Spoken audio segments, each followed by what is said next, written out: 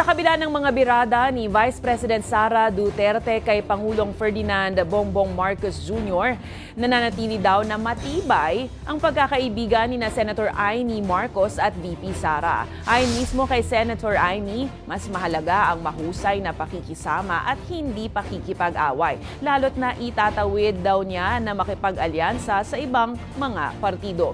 Itinanggi rin ni Marcos na siya'y nagalit sa mga naging pahayag ni Duterte sa kanilang pamilya. Wala. Matagal na yun. Panis na eh. Kaya, okay na. Ang tawag nito, tuloy na tayo magtrabaho. Kaya nga, sinasabi ko, ayokong may alyansa, papanig sa isa, laban dun sa isa, makikipagdunuhan. Ayokong makipag-away, dami-dami pang trabaho. Sinasabi ko na nga, magkakadungisan, ano ba tawag dyan?